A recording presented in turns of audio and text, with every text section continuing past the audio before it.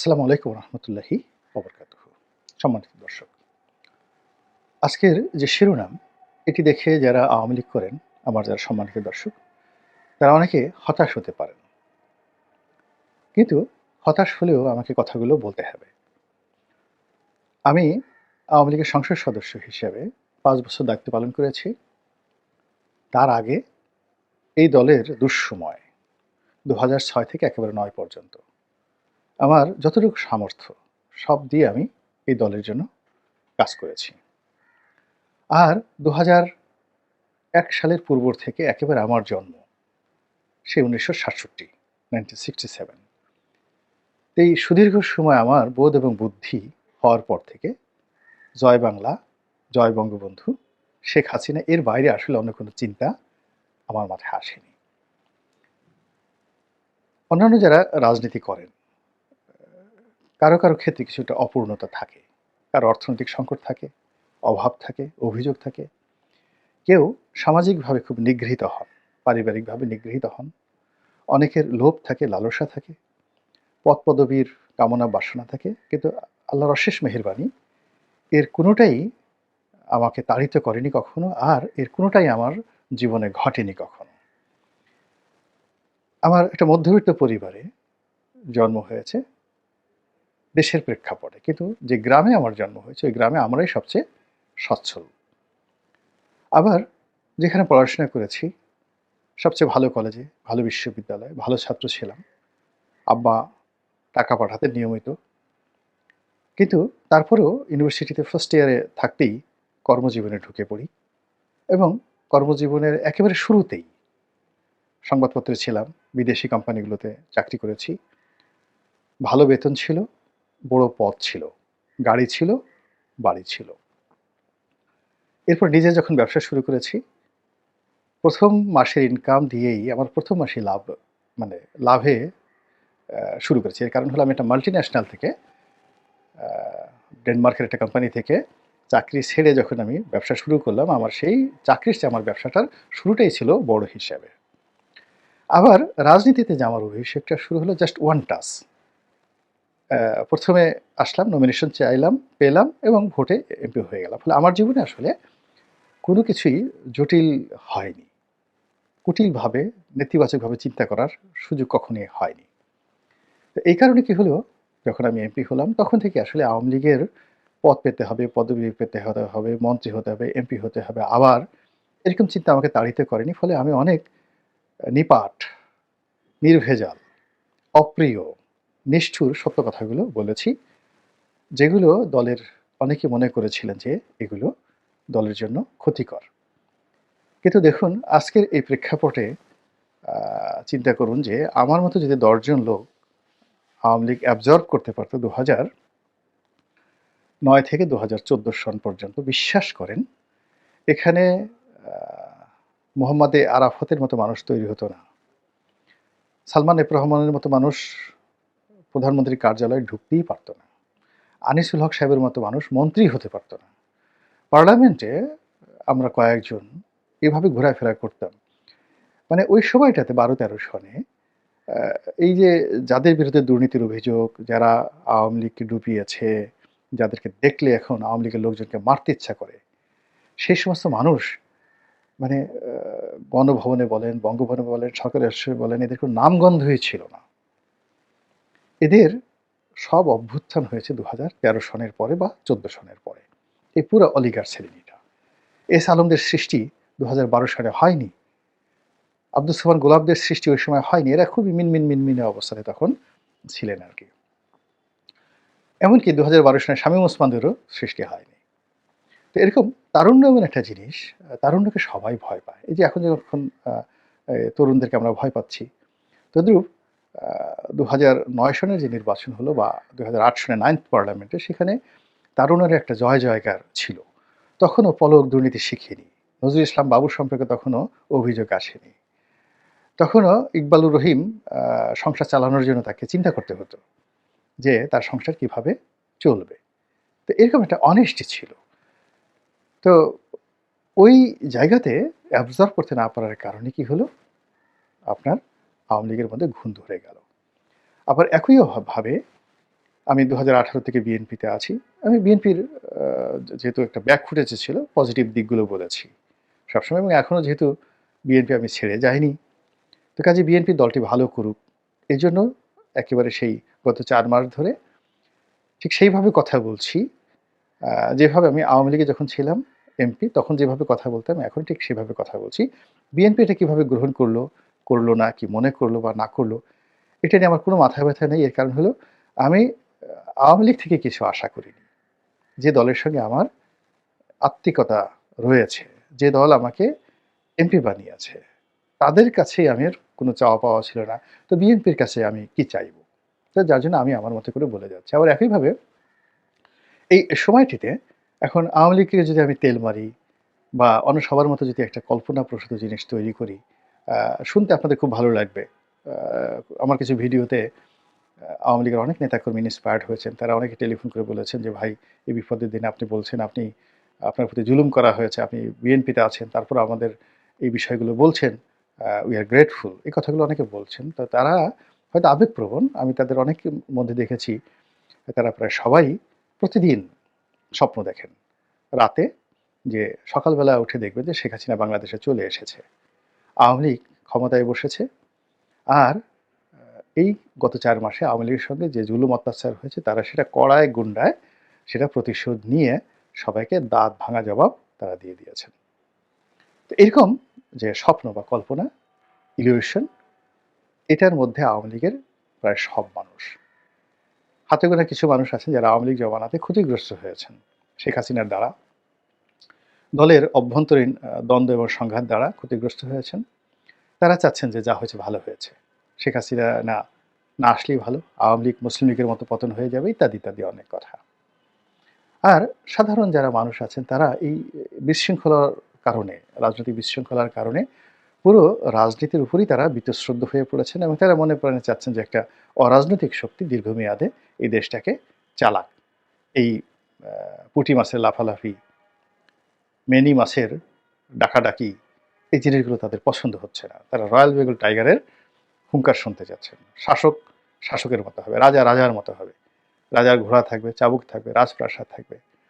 তো এরকম অনেক যারা সাধারণ মানুষ যারা মনে প্রাণে চাচ্ছেন যে একটা সুসংবদ্ধ শক্তি দেশটিকে সুন্দরভাবে চালাক। কোনো দুর্বল শাসক, পোলাপানের শাসক, অর্বাচীনের শাসন যেন না চলে। তো এইরকম একটা ক্রিটিক্যাল যে অবস্থা, সেই অবস্থাতে যারা কল্পনা করছেন যে শেখ হাসিনা আবার ফিরে আসবেন, এটি আমার দৃষ্টিতে বলতে গেলে একেবারে অসম্ভব। একেবারে অসম্ভব তার বয়সের কারণে। ২ নম্বর হলো যে তিনি যেভাবে গিয়েছেন, এটাকে সবাই বলছে যে তিনি পালিয়ে গেছেন। এটাই প্রতিষ্ঠিত হয়ে গেছে। ফলে পালানো অবস্থা থেকে কোনো রাজনীতিবিদ ফিরে এসে আবার ক্ষমতায় পুনঃপ্রতিষ্ঠিত হয়েছেন, এটার সিঙ্গেল নজির জানা নেই। যেমন যুদ্ধে পরাজিত হয়েছিলেন নেপোলিয়ন বোনাপার্ট। তাকে ধরে নিয়ে যাওয়া হলো। ধরে নিয়ে যাওয়া হলো এবং তাকে একটা দ্বীপে বন্দী করে রাখলো ব্রিটিশ আর্মি, সেনাবাহিনী। তিনি সেই ব্রিটিশ আর্মির কবল থেকে পালিয়ে চলে এলেন একা।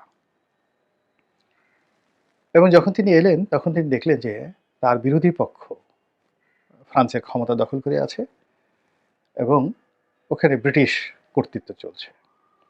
তো ওইরকম একটা সৈন্যবাহিনীর সঙ্গে তার দেখা হলো। হয়তো ২-৩ হাজার সৈন্য ছিল, এবং সেই ২-৩ হাজার সৈন্য যারা নেপোলিয়ন বোনাপার্ট যেহেতু পালিয়ে এসেছেন তাকে গ্রেপ্তার করবে। কিন্তু তার নেতৃত্বে এমন ব্যাপার, তিনি সামনে গিয়ে বললেন যে, "আমি তোমাদের সম্রাট, স্যালুট করো।" বিশ্বাস করেন এই গা কাটা দিয়ে উঠছে। পুরো রেজিমেন্ট অস্ত্র রেখে স্যালুট করল। এই রেজিমেন্ট সৈন্যদেরকে নিয়ে তিনি একটার পর একটা ঘাঁটি দখল করে আবার ফ্রান্সের সম্রাট হয়ে গেলেন। এই হলো নায়কদের নায়কোচিত আচরণ। একবার সেই মানে গত যাকে বলা হয় এ যুগের ফেরাউন। ফেরাউন মানে আমরা বাংলাদেশে গালাগালি করি, কিন্তু এটা মিশরে খুবই প্রেস্টিজিয়াস একটি উপাধি। এবং আমরা যে ফেরাউনকে গালাগালি করি, রামসিস দ্য সেকেন্ড, তাকে বলা হয় ফাদার অফ দ্য নেশন মিশরে, ইজিপ্টে। তো গত এই ১০০ বছর বা ২০০ বছরের মধ্যে মানে কলিকালের যে ফেরাউন, তিনি হলেন গামাল আবদেল নাসের। তো তার বীরত্ব কেমন? তিনি মঞ্চে বক্তব্য দিচ্ছেন, হঠাৎ করে মঞ্চে গুলি করা হলো এবং তার শরীর থেকে দরদর করে গুলি ঝরছে। তখন টেলিভিশন ছিল না, রেডিওতে এই তার ভাষণ প্রচারিত হচ্ছিল পুরো আরব বিশ্বে। তো সমস্ত মানুষ দৌড়াদৌড়ি শুরু করলো। তখন তিনি মঞ্চে দাঁড়িয়ে বললেন, প্রিয় ভাইয়েরা আমার, আপনাদের কাউকে গুলি করেনি। আপনারা তাকিয়ে দেখুন, ফিরে তাকিয়ে দেখুন, আমাকে গুলি করছে, আমার শরীর থেকে রক্ত ঝরছে, আমি আপনাদেরকে ছেড়ে যাচ্ছি না। I am not leaving you. আপনারা কেন আমাকে ছেড়ে যাচ্ছেন? এই জনগণ ঘুরে দাঁড়ালো, পুরো যে অভ্যুত্থান তার পক্ষে চলে এলো। This is the politics. কাজেই সাবেক প্রধানমন্ত্রী শেখ হাসিনা তিনি গেছেন, যদি ভারতে না গিয়ে ভুটানে যেতেন, ভারত বাংলাদেশের লোকের কাছে খুবই ঘৃণিত, নিন্দিত, শত্রু রাষ্ট্র হিসেবে বিবেচিত। তিনি সেখানে গিয়েছেন। তো প্রথমত তিনি পালিয়েছেন বা পালানোর বদনামের ভাগিদার হয়েছেন। দ্বিতীয়ত তিনি এমন একটি দেশে গেছেন যে দেশের কথা শুনলে বাংলাদেশের সব মানুষ দরকার হলে কবর থেকে বের হয়ে এসে অস্ত্র হাতে নেবে। ফলে শেখ হাসিনা, নরেন্দ্র মোদী এসে বাংলাদেশে যদি প্রতিষ্ঠা করার চেষ্টা করা হয়, এই দেশের 18 কোটি মানুষের প্রায় সবাই, এমনকি আওয়ামী লীগের লোকও অস্ত্র, ভারতের বিরুদ্ধে অস্ত্র তুলে নিতে বাধ্য হবে। তো কাজেই ভারতের সহযোগিতা নিয়ে সরাসরি শেখ হাসিনার ফিরে আসাটা অসম্ভব। এই গেল একটা। সেকেন্ড থিং হলো, তিনি ভারত যদি তাকে প্রত্যার্পণ করেন, বিচারের মুখোমুখি হন, 2 বছর 3 বছর এইভাবে চলে, তার যে বয়স এখন প্রায় 80 বছর, তার ওই হাত পা বাঁকা হয়ে যাবে। বেগম খালেদা যে এখন যেভাবে অসুস্থ, তার চেয়ে তার অবস্থা আরও খারাপ হয়ে যাবে। তো বুঝতে পারছেন ব্যাপার। শেখ হাসিনাকে নিয়ে আপনারা যারা চিন্তা ভাবনা করছেন, এখানে তার প্রতি শ্রদ্ধা রাখুন, ভালোবাসা রাখুন, সঙ্গে সঙ্গে আপনারা বিকল্প চিন্তা করুন। জয়কে নিয়ে চিন্তা করুন। শেখ পরিবারের বাইরে যদি কাউকে নিয়ে চিন্তা করেন বা পরিবারের মধ্যে অন্য কাউকে নিয়ে চিন্তা করুন, কিন্তু এই চিন্তাটা কনক্রিট যদি রাখেন, বিএনপি বহু বছর শুধু বেগম খালেদা জিয়াকে নিয়ে চিন্তা করেছে। এমনকি 2018 সন পর্যন্ত খালেদা জিয়াকে নিয়ে চিন্তা করেছে, তারা তারেক রহমানকে চিন্তাই করেনি, এবং that was A greatest mistake. ফলে তারেক রহমানের নেতৃত্ব গড়ে ওঠেনি। তারেক রহমানকে যদি 2014 সন থেকে প্রমোট করা হতো, তাহলে তিনি আজকের বিষয়ে আরও বেশি সিদ্ধান্ত নিতে পারতেন। তো যেহেতু আওয়ামী লীগ এখন একটা বিএনপির মতো অবস্থায় পড়েছে, তাকে সিদ্ধান্ত নিতে হবে হু ইজ লিডার, তার নেতাকে। জাহাঙ্গীর কবির নানক, বাহাউদ্দিন নাছিম, শেখ হাসিনা, সজীব ওয়াজেদ জয়, মোহাম্মদ আরাফাত, নাকি খালেদ মাহমুদ চৌধুরী, নাকি অন্য কেউ? আগে তো নেতা ঠিক করতে হবে। এবং এটা তো আওয়ামী লীগের শেখানোর কথা। বিএনপিকে তারা বারবার প্রশ্ন করতো, আচ্ছা ঠিক আছে বিএনপি ক্ষমতা আসবে, প্রধানমন্ত্রী কী হবে, এই কথাটা একটু বলেন তো। বিএনপি বলতে পারেনি। কেউ বলতে পারেনি খালেদা জিয়া প্রধানমন্ত্রী হবে, কেউ বলতে পারেনি তারেক জিয়া প্রধানমন্ত্রী হবে। একমাত্র আমি বান্দা, আমি বলেছিলাম তারেক রহমান সাহেব প্রধানমন্ত্রী হবে। আর তারেক রহমান সাহেব যদি বলেন আমি নিজে প্রধানমন্ত্রী হব, কোনো অসুবিধা নেই। বিএনপিতে আমার মতো 1000 লোক আছে যারা প্রধানমন্ত্রী হতে পারেন, এবং প্রধানমন্ত্রী হলে তারা শেখ হাসিনার চেয়ে ভালো দেশ চালাবেন, এরকম যোগ্যতা সম্পন্ন 1000 লোক বিএনপিতে আছে।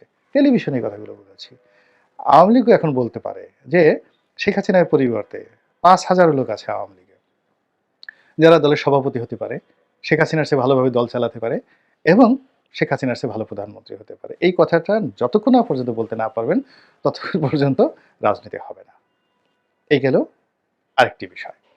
এখন আওয়ামী লীগ যে বিপদের মধ্যে পড়েছে, গর্তের মধ্যে পড়েছে, এখান থেকে ঘুরে দাঁড়ানোটা কিন্তু এত সহজ নয়, কোনো অবস্থাতেই সহজ নয়। আওয়ামী লীগের আপনি যদি প্রথম পতনটা ধরেন 1954, অর্থাৎ 1954 সনে যে যুক্তফ্রন্ট সরকার হলো, 54 থেকে একেবারে 54, 55, 56, 57, 4টি বছর। এই 4টি বছরে কতগুলো সরকার আসছে। এর মধ্যে শেরে বাংলা ফজলুল হক, হোসেন শহীদ সোহরাওয়ার্দী, এরপরে মানে আরো অনেকে, মানে যাকে বলে আতাউর রহমান সাহেব, মানে কখনো কেন্দ্রের শাসন, গভর্নর শাসন, কখনো আবার পার্লামেন্ট গঠন করেছে। এইভাবে 3-3.5 বছর ধরে এই বারবার শুধু 6 মাস 7 মাস পর পর সরকার পরিবর্তন হয়েছে। এরপরে মার্শাল্লাহ চলে আসছে, আইয়ুব খানের মার্শাল্লাহ চলে আসছে। 58 থেকে আপনি যদি ধরেন 1973, 58 থেকে 73 যদি ধরেন, তাহলে কত বছর হলো? 58 থেকে 58, 68 বছর, 8 মানে 10 বছর, ৬৮ থেকে ৭৩ ৫ বছর মানে ১৫ বছর তাকে অপেক্ষা করতে হয়েছে দ্বিতীয়বার ক্ষমতায় আসার জন্য। দেন এগুলো কিন্তু সব ম্যাথমেটিক্স টার্মস এবং বারবার ঘটনা ঘটে। অর্থাৎ ৫৪ সনে তারা ৩ থেকে ৩.৫ বছর আওয়ামী লীগ ক্ষমতায় ভোগ করেছে এবং বহুবার তাকে সরকার পরিবর্তন করতে হয়েছে, প্রধানমন্ত্রী পরিবর্তন করতে হয়েছে, কেন্দ্রে এক ধরনের মন্ত্রিপরিষদ চেঞ্জ হয়েছে বারবার। একই ঘটনা কিন্তু ৭৩ থেকে ৭৫ যে তাদের শাসনামল। এই শাসনামলে আ সরকারের এই প্রধানমন্ত্রী শাসিত শাসক মানে প্রধানমন্ত্রী, তারপর রাষ্ট্রপতি শাসিত, এরপর বাকশাল শাসিত। এরপরে মন্ত্রিপরিষদ কতবার চেঞ্জ হয়েছে? ৩.৫ বছরে তাদের শাসনামলে সবকিছু তছনছ। তাহলে ১ম বার ১৫ বছর, পরে তারা আসলো, এসে আগেরবার যেভাবে ৩.৫ বছর, এবারও ৩.৫ বছর। তারপর ক্ষমতায় গেল, এরপর তারা ক্ষমতায় ফিরে পেল ২১ বছর পর। ২১ বছর পর ক্ষমতায় ফেরত পেল। ফেরত পাওয়ার পর তারা ৫ বছর ক্ষমতা চালালো খুব সুন্দরভাবে এবং ৫ বছর ক্ষমতা চালানোর পর তারা আবার সেই ২০০১ থেকে ২০০৯ অলমোস্ট ৯-১০ বছর পরে তারা আবার ক্ষমতায় আসলো। এটা হলো স্বাভাবিক অবস্থায়। এখন যে অস্বাভাবিক অবস্থায় পড়েছে, এই ১৫ বছরের শাসন, তার মধ্যে ১০ বছর অবৈধ, অবৈধ, অবৈধ এই কথাটাকে আগে বলতে হবে। আওয়ামী লীগের কোনো লোক যদি বলে ২০১৪ সালে নির্বাচন ওকে ছিল, ১৮ নির্বাচন ওকে ছিল, ১৪ নির্বাচন ওকে ছিল, কিয়ামত পর্যন্ত ক্ষমতায় আসতে পারবে না, আল্লাহর গজব নাজিল হবে। আল্লাহর গজব নাজিল হবে। বিএনপি যদি বলে ২১ আগস্ট গ্রেনেড হামলা বিএনপি আওয়ামী লীগ করেছে। বিএনপি যদি বলে যে ১৫ ফেব্রুয়ারি নির্বাচন পারফেক্ট ছিল, আল্লাহর গজব নাজিল হবে। প্রথমত হলো তওবা করা, ফিরে আসা। তা আওয়ামী লীগকে তওবা করতে হবে যে ৩টা নির্বাচন করেছে, অন্যায়, জঘন্য, বাজে। আমরা মাফ চাই, এই কাজ আমরা করব না। এই কাজ আমরা করব না। তো সেখান থেকে বের হয়ে এসে নতুন ধারার একটা রাজনীতি তৈরি করা বা ওই কথাগুলো বলা, পুরনো যারা পাপ করেছে, পাপীরা তো বলতে পারবে না। পাপীরা মৃত্যুর আগ পর্যন্ত, আপনি এই মানুষ এত খারাপ, কিয়ামতের দিন আল্লাহর সামনে দাঁড়িয়ে, দাঁড়িয়ে তারা মিথ্যা কথা বলবে। আল্লাহ আমি এই কাজ করিনি। তখন আল্লাহ করবেন কি? ওই হাতের ওই যে লোকটা মিথ্যা বলছে তার হাতের জবান খুলে দেবে। হাত বলবে যে, "হে আল্লাহ, এই আমার এই হাত দিয়ে চুরি করেছে।" তার যৌনাঙ্গের জবান খুলে দেবে। ও বলবে ও জেনা করেছে। তারপরেও সে বলবে যে, "না আমি এই কাজ করিনি। আমি এই কাজ করিনি।" তখন আল্লাহ রাব্বুল আলামিন, এগুলো কোরআনের কথা। সাক্ষী হিসেবে আল্লাহ রাসূলকে ডাকবেন। যে, "ইয়া রাসূলাল্লাহ, দেখেন তো আপনার উম্মত কি বলে?" তখন সেই লোক মাথা নোয়ায় থাকবে। তো এই হলো মানুষ। তা যেই লোক ১৪ থেকে বা ৯ থেকে কন্টিনিউয়াসলি আওয়ামী লীগের নাম ব্যবহার করে দেশটাকে লুটপাট করেছে, তাকে দিয়ে আপনি সরি বলাতে পারবেন না। তাকে দিয়ে আপনি কখনোই নতুন রাজনীতি শুরু করাতে পারবেন না। কারণ ও সরি বলার সাথে, সাথে তো ওকে জেলে যেতে হবে। ও সরি বলার সাথে, সাথেই তো ওকে টাকা ফেরত দিতে হবে। ও সরি বলবে কেন?